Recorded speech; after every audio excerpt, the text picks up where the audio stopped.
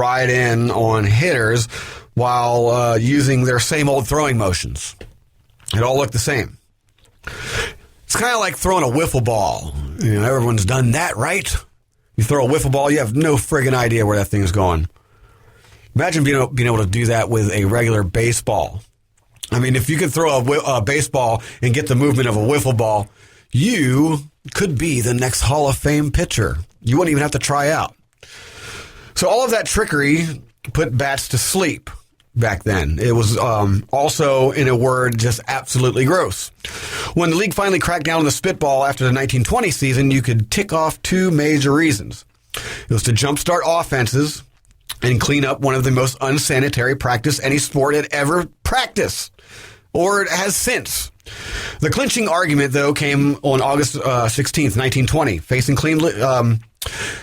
the Cleveland Indians. Everyone knows about this story, but facing the Cleveland Indians in a dimly lit game, Yankees righty Carl Mays fired a spitball wildly toward the plate. Indians shortstop Ray Chapman couldn't pick up the ball until it was way too late. The pitch struck him in the head, and it killed him, making him one of only two players to ever die of an injury suffered during a major league game. The ball killed him, all right? That's not good. I don't even know why I have to say that, but I must stress, for the sake of our listeners, I'm not sadistic. That is just messed up. I mean, no one wants to die while playing their favorite game for any crazy reason like that. But nevertheless, so they blame it on the spitball. Long before Major League Baseball made batting helmets mandatory, it banned doctored pitches and made umpires replace dirty balls regularly during the game, doing more to alter the game than perhaps any other rule change of the past 120 some odd years. Long after that ban, and even long after the last generation of amnestied spitballers retired, pitchers kept on messing with pitches. 5 pitchers come to mind: Whitey Ford, Don Drysdale, Gaylord Perry, Don Sutton, and then Negro League pitching star Bullet Rogan, all threw spitters, and they all doctored pitches after the practice was banned. And they continued to do so after the league-sanctioned grandfather clause had expired, only to still make Major League Baseball's Hall of Fame. Of the 4 major leaguers on the list, only Sutton avoided overt admission of his crimes. In one of his often told accounts, Sutton was asked if it was true that he used foreign substances on a ball. He said, "Not true at all. Vaseline is manufactured right here in the United States." Ba-ba-ping! I gotta say, that's actually pretty funny. That kind of cheekiness became common as pitchers got better at harnessing illegal pitches, and those who remembered the Ray Chapman tragedy left the game for good. Some pitchers grew to be known as artists, quote unquote. These artists, these skilled practitioners, who worked for years on mastering their tricky pitches and hiding their guilt. "I was a fan of Gaylord Perry," said Derek Zoomsteg. "I said it too. I'm a fan of Gaylord Perry." But nevertheless, Zoomsteg said it in a book, The Cheater's Guide to Baseball. You should check it out. It's actually a pretty good book. Zoomsteg goes on to say, "I would go with my dad to see him pitch for the Mariners. Dad would say to me, 'He throws a spitball, watch for it.' And my eyes would be as big as saucers. You watch him fidget through his whole routine, then he'd throw this crazy pitch. The batter would swing and miss, then look at the ump as if to say, 'Come on.' It was just so cool." Right? I mean, Perry was definitely a showman. He had an interesting pre-pitch routine. And perhaps, I'll just say perhaps, he went through this whole routine to try to hide the fact that he was throwing a spitball that everyone knew that he was throwing. Perry was a very good pitcher with great command and exceptional endurance, firing 300 or more innings 6 times between 69 and 75, but you couldn't separate his success from the Vaseline-loaded pitches he slimed at hitters. Perry was so successful throwing illegal pitches and so impossible to catch that after the 1973 season, baseball began granting much broader powers of judgment to umpires who even suspected cheating. The next year, Perry spilled his guts in his book, called Me and the Spitter, an autobiographical, can't even say it. Me and the Spitter, an autobiographical confession. I confess I have a hard time saying words sometimes. Ow! Anyhow, he copped to his rule-breaking ways and even shared intimate details on exactly how he was throwing these various spitballs and grease balls. He was already 35 years old by then, and all he did thereafter was just go on to pitch another decade and rack up 137 more wins, returning to his illicit ways in rapid order. Yet, he was never caught. It was like a Penn and Teller type thing. Think of it like this. I'm going to tell you how the trick is done. I'm going to stop doing it. Then I'm going to do it again.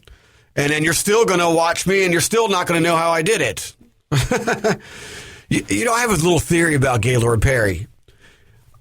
Perhaps he never actually did throw a spitball and he used that to his advantage to throw his batters off. And we're still waiting on that book, Mr. Gaylord Perry, or whoever's going to write it. Maybe I'll write it. About how he actually never did throw the spitball, but just let the legend continue because, A, it made him a lot of money, gave him a lot of attention, and it intimidated batters. Anyhow, off of that one, I mean, I do have a lot to infer from with that. But anyhow, so this magician that they call Gaylord Perry went more than 2 decades without ever getting caught. And I just told you why I don't think he ever got caught.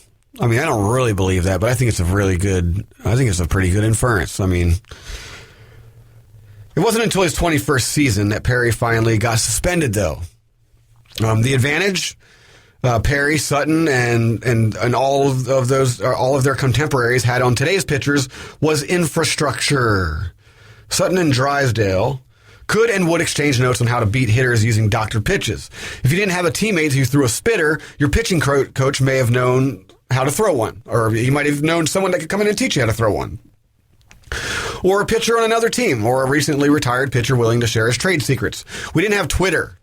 We didn't have Facebook. We didn't have the whistleblowers. We didn't have Fox News telling us that, the Baltimore Orioles weren't playing at home because of terrorists. We didn't have any of that crazy asinine stuff. But what they did have was the ability to send notes to each other, and no one questioned it. No one, there weren't a bunch of nosy rosies running around, snooping through people's Twitters, trying to find the smallest controversial thing about you, and then completely exploiting it, blowing it out of proportion, and ignoring context. We didn't have that necessarily. We did, but it was less tolerated. It was less, less people. It grabbed less attention. It wasn't how things worked back then.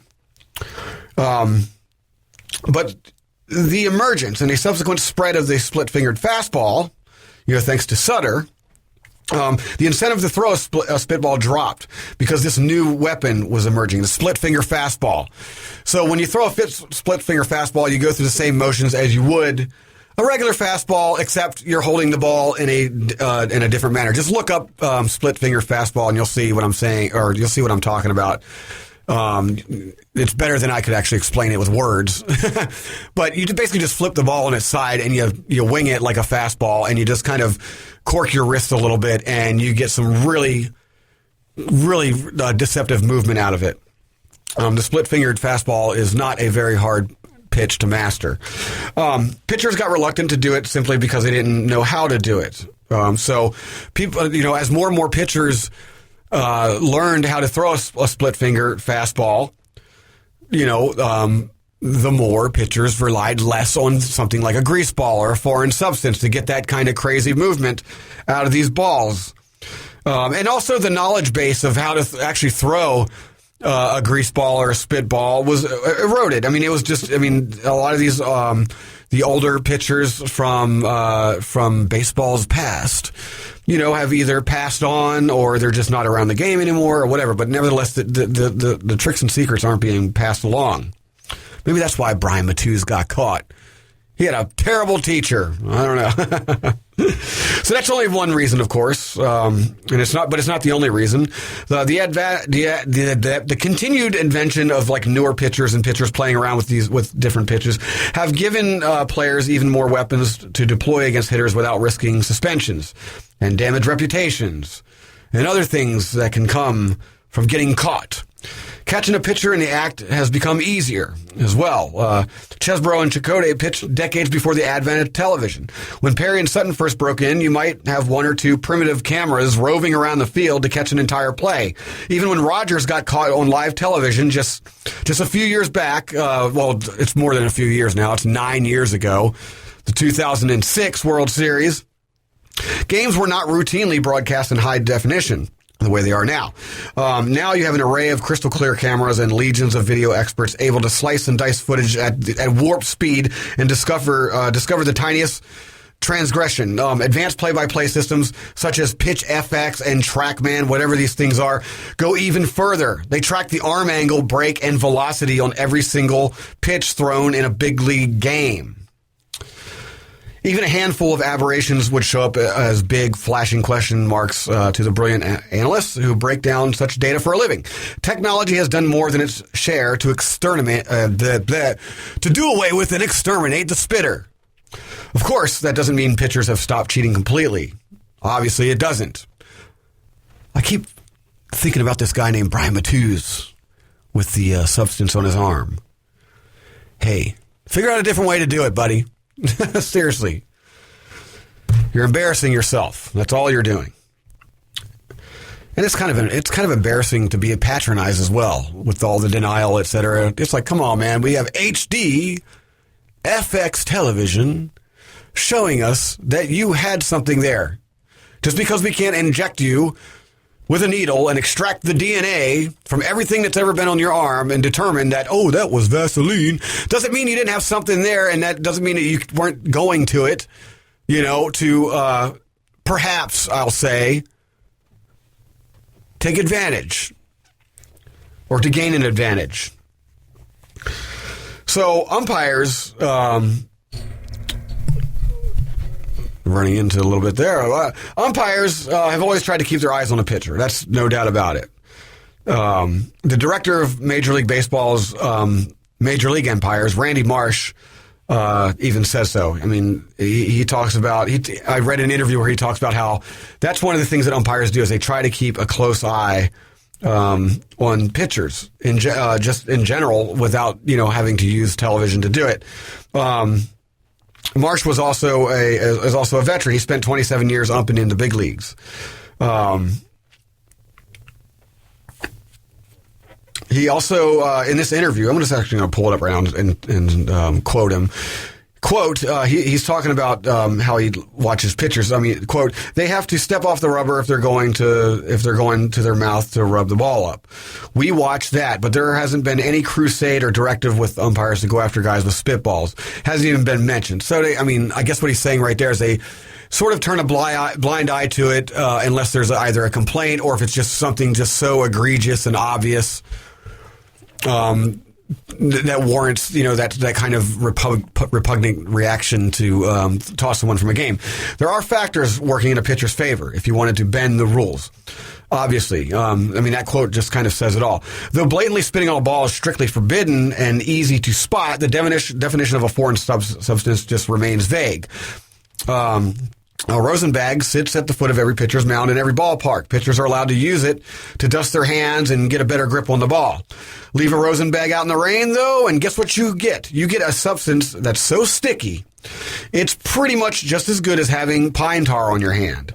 Still, you won't see these umps running out to the mound with their chemistry sets in hand to gauge the relative moisture of a Rosenbag. No, you're not going to see that. So beyond stashing rosin, pine tar, or other substances on their person, say under the brim of a cap or on a sleeve, enforcing the rules depends on an umpire's interpretation. Completely subjective. Even the best umpires are, of course, subject to human error, obviously. I can think back to the 90s when the O's were playing the New York Yankees in the championship game. And never mind. Not even going to go there. A bigger factor of this reluctance of managers to call out is a reluctance of a manager to call out a pitcher. Some managers have said umpires, we'll go back to Marsh here, said he was reluctant to talk more than once with Rays manager Joe Maddon about a pitcher they suspected of cheating. But if Maddon asked an ump to inspect an opposing pitcher, he's inviting